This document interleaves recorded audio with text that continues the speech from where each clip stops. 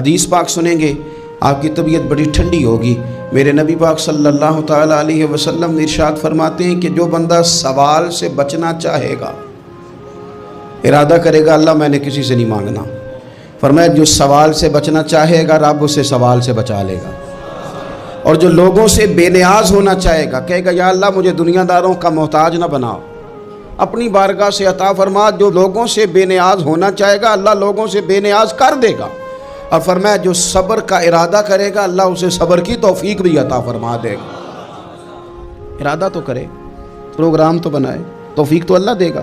جو صبر کا ارادہ کرے گا اللہ صبر کی توفیق بھی عطا کر دے گا۔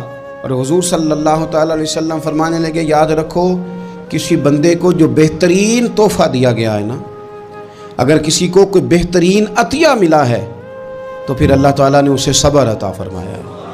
یہ بہترین تحفہ ہے۔